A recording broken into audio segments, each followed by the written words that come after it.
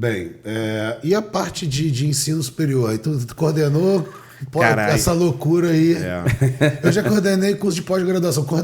Coordenar um curso de graduação, cara. Muito legal. Ele foi coordenador da Estácio, né? É isso. Primeiro, a gratidão, né, que eu tenho a Estácio, né, porque eu me formei na Estácio, meus professores, então gratidão aos professores, né, que me formaram. E aí recebi o convite, né, para coordenar o campus de Nova Iguaçu. E foi um dos grandes aprendizados aí que tive. Na verdade, assim, o que é legal, né? A gente trabalha hoje com indicador, né? Então é muito diferente da minha época, quando você tinha um coordenador que ele atuava mais na questão acadêmica. Hoje o coordenador ele tem que atuar nos indicadores.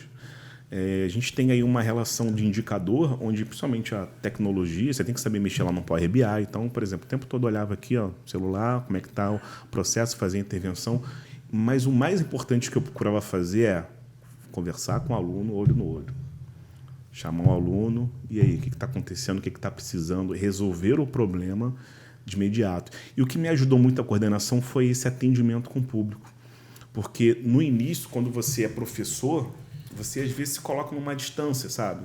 Fala, pô, sou professor, cara, sou professor, então... Não, você tem que às vezes se colocar numa situação, às vezes, mais ali próximo do aluno e tal. Então, foi um aprendizado, coordenar um curso de graduação, um aprendizado absurdo. Eu coordeno o curso de pós, eu continuo coordenando o curso de pós presencial, em Fisiologia e Biomecânica, na Estácio, e coordeno os cursos também, a EAD da Unileia, já coordenando mais de 10 anos. E aí também é um desafio, né? Porque você coordenar cursos com alunos do Brasil inteiro, e essa pós é interessante, porque eu lembro que eu estava dando um curso... Eu conheci o Simão nesse curso, foi em 2008, 2007, 2008, a gente lá em Brasília, aí todo mundo falava assim, pô, Simão é muito estrela, Simão é muito estrela. Eu não entendia treinamento de força, essa área não era a minha área do futebol, o pessoal falava muito do Simão, lá, estrela e tal. Aí eu falava, pô, mas quem é esse Simão? Aí eu saí estava dando uma palestra lá de curso de futebol, aí cheguei no auditório, 1000 pessoas, eu falei, pô, esse cara aí que é o Simão, pô. O cara é estrela, o cara é estrela. Aí depois eu conheci no outro evento, ele falando de Vasco, eu falei, pô, o cara é todo simples, cara. O pessoal tinha uns ciúmes bobos, assim, falei, pô, aí virei amigo do Simão. E aí nessa, quando você está em alguns lugares, né, o Belmiro sabe muito disso, tem muitos alunos do interior que não têm acesso. Aí os caras falavam assim, pô, professor, eu moro no interior de Mato Grosso do Sul, pô, eu queria fazer um curso, uma pós. Professor, trabalho com futebol, curso é presencial, sábado é jogo. E aí, nessa época, em 2011, foi quando eu conversei com a Unileia, que é uma faculdade em Brasília. Ela tem a maior quantidade de cursos de pós-graduação no Brasil, ela tem mais de 800 mil alunos. E a gente lançou um curso de pós em futebol e futsal, justamente para encontrar essa demanda. Mas aí o que eu falo é o seguinte, professor, mas o cara vai fazer um curso de EAD de futebol, ele vai aprender a chutar? Não, ele já sabe. Ele trabalha com aquilo. Aí você tem que olhar as vantagens e as desvantagens. Porque o aluno que tem facilidade de estudar em casa, né, porque ele não consegue em um local, isso é a maior vantagem dele. Agora, tem gente que não aprende no EAD. Eu tenho aluno que fala assim, professor, não dá, tem que fazer presencial, porque EAD não é comigo. Então você vai ter o desgaste de ir lá, de pegar o teu carro, pegar o ônibus, ir para o local. Então tudo é vantagem e desvantagem. Né? Então minha área acadêmica hoje ela é muito dentro dessa área específica de curso de pós. Né? Ainda dou aula na graduação, gosto muito de dar aula. Aí eu dou aula no curso, pedagogia, nutrição, fisioterapia. Não, mas tu dá aula... qual a matéria que você dá no curso de nutrição? Fisioterapia eu dou aula de psicomotricidade. Nutrição é epidemiologia. Claro que a minha... epidemiologia. Como é que concilia isso tudo aí, né? Desde a educação física escolar, coordenação de hoje em dia é uma salada de fruta, né? Não, mas a educação física ela permite isso. Né?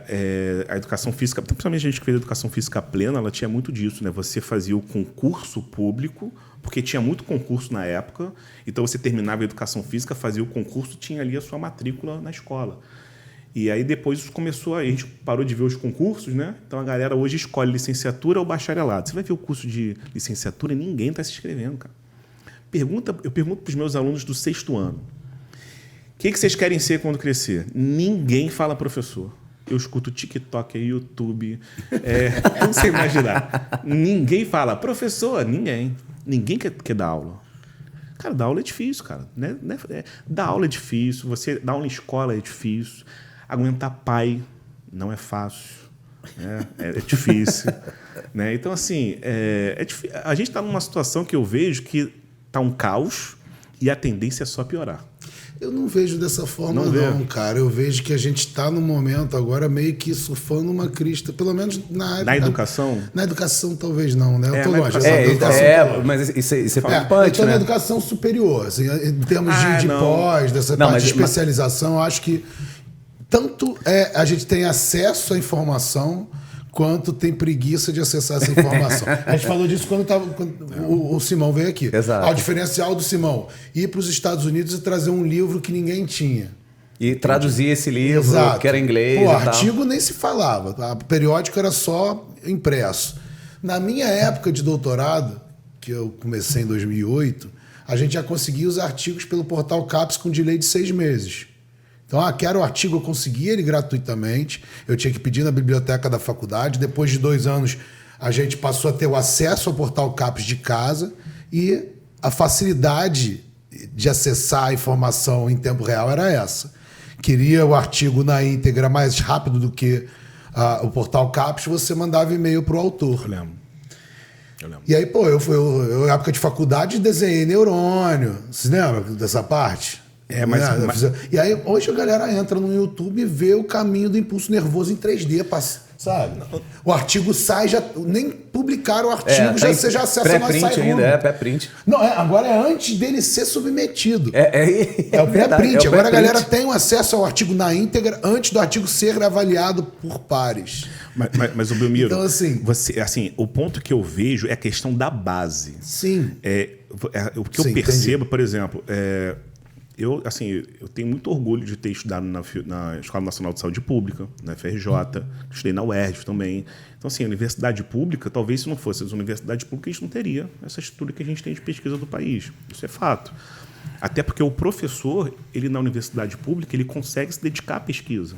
Ele tem 40 horas, cara, ele tem pesquisa. O professor da universidade privada, 40 horas ali em sala de aula, ele não consegue desenvolver pesquisa. E a grande quantidade de alunos que a gente tem é na iniciativa privada. Sim. E aí muitos desses alunos não conseguem ingressar na universidade pública, eles vão... Foi o meu caso. Eu não tive uma boa base no ensino médio, eu fui estudar. Eu tive FIES. Se não tivesse lá o FIES, eu não conseguia fazer faculdade. Só que em algum momento... Já conseguiu pagar o FIES? Já, graças a Deus. Porque da galera que entra no FIES é sinistro, não? Mas eu sou grato ao FIES, porque se não fosse o FIES, eu não teria feito abre, mas realmente é meio que uma bola de neve, né? Não vamos nem entrar nesse assunto, mas é uma bola de neve. Mas me deu oportunidade, depois eu me viro. Agora eu estou estudando. Claro. E aí eu vejo o seguinte, em algum momento eu fui, pelos meus professores, estimulado a buscar excelência. E aí eu busquei algumas... O Simão, busquei algumas... cheguei na Fiocruz, assim, sou muito grato a eles porque me ajudou muito. Eu tomei porrada. Eu estudava um mestrado, eu fazia um mestrado, e eu falava assim, cara, eu tenho uma dificuldade em estatística. Como é que eu vou resolver esse problema? Eu vou lá na ENSP fazer uma disciplina de estatística. Eu não conseguia fazer na FRJ, eu vou fazer como ouvinte lá. Aliás, qualquer um pode fazer isso, né? Assistir como aluno especial. E aí na Fiocruz. Aí eu falei assim, nossa, aqui dá para fazer o doutorado sem ser mestre. Tinha lá o edital. Eu falei, vou me inscrever para ver como é que é. Eu estava fazendo um mestrado ainda. Vou me inscrever nesse processo seletivo para o doutorado em saúde pública. Aí me inscrevi. Meu pai fez doutorado lá, Meu pai fez lá? Saúde pública. Pô, que legal. Primeiro processo, porrada no inglês. Falei, caraca, não, então eu vou fazer curso de inglês. Comecei a estudar inglês em 6 meses. Fiz de novo, passei no inglês. Falei, cara, passei no inglês. Aí veio outro processo, que era a prova. Tomei porrada. Falei, caraca. Aí, terceira vez, fiz de novo. Passei no inglês, passei na prova, fiquei na entrevista. Falei, não dá. Aí eu ia acabar o mestrado, ia falar, vou fazer a última vez o processo seletivo lá, não aguento mais. Aí fiz, passei no inglês, passei na prova, passei na entrevista, cheguei no projeto. Quando eu cheguei no projeto, eu tomei tanta porrada. E assim, é tão bom você pensar pelo lado de aprender nas porradas, né, ter resiliência, porque eu apanhei tanto que a mulher falou assim, inclusive o teu currículo Lattes não pode ter isso, o teu projeto. Eu fui apanhando. Aí no final ela falou assim, e tem mais, hein? O teu curso não é saúde pública, não. teu curso é epidemiologia, você está no curso errado. Aí eu fui reprovado. Aí no semestre seguinte, fiz de novo a inscrição para o Saúde Pública e fiz para epidêmio. Passei direto em epidêmio, entrei direto. Eu estava tentando o curso errado. Eu tinha a linha do projeto que era outro curso. E aí quando eu cheguei ali no curso, eu comecei a ter uma certa paixão até por estudar, porque a gente não tem a base, às vezes, na escola. Eu não tive base no ensino médio para estudar. Então, o que a gente vê a diferença nos outros países é que eu falo muito isso para os alunos de educação física, né? Pô, vai fazer um TCC, qual é o seu tema? Benefícios da atividade física para o idoso.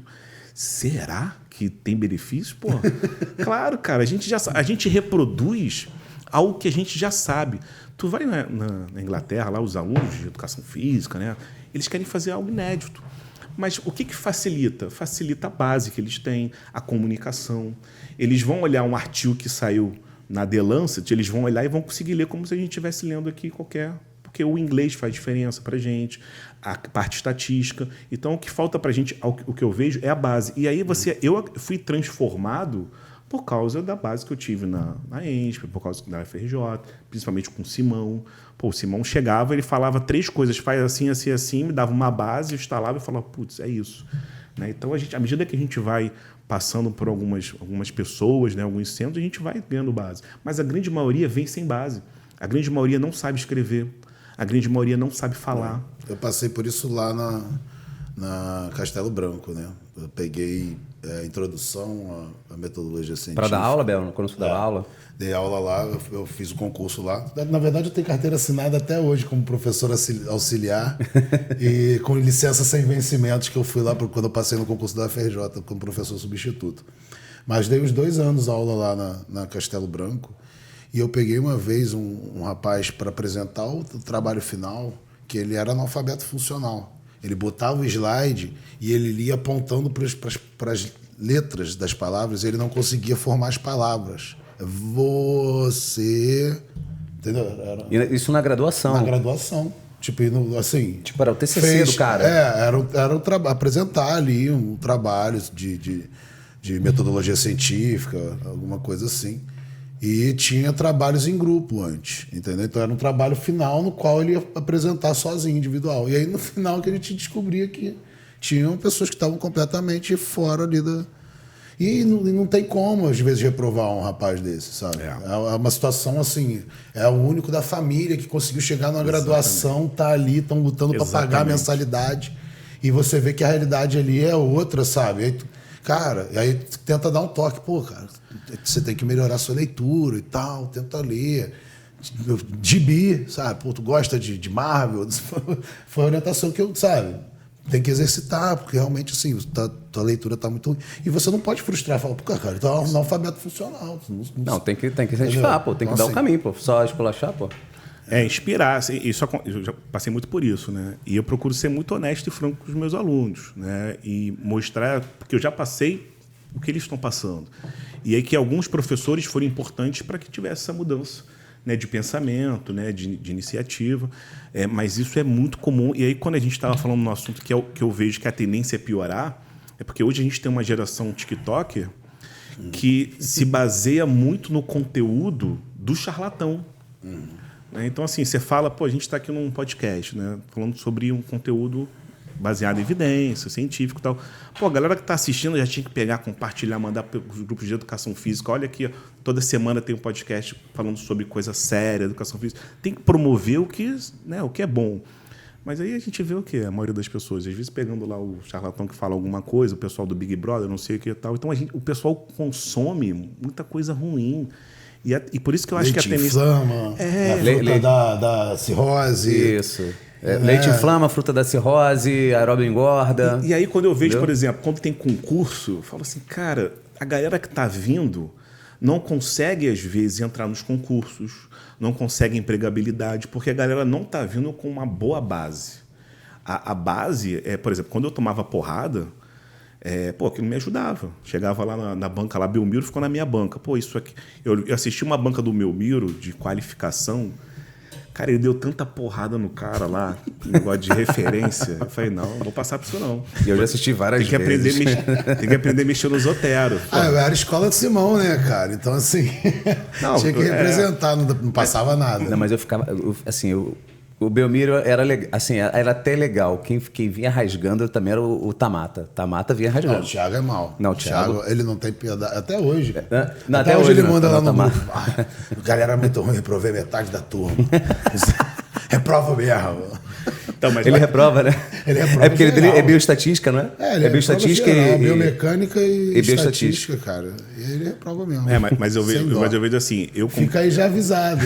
Vai fazer... vou complementar que fazer uma disciplina com o Thiago Mata. Toma cuidado.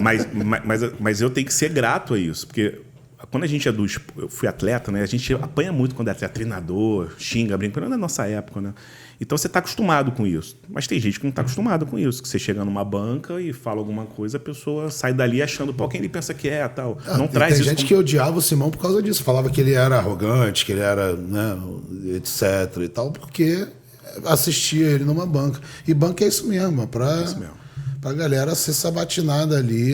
E eu tomei porrada pra caramba. Minha banca no doutorado lá em medicina, tinham 6 doutores na minha banca. Eu tinha doutor sobrando na banca. Por não são só 5, pô. Porque tinha 6, não pareceu a Eliette Busquelá, sentou lá do lado, que é a mais sinistrona lá da UERJ. E ficou a mesa assim, com os caras todos na banca e ela sentada do lado, assim, sem banca. Sem a banca na frente. Passei.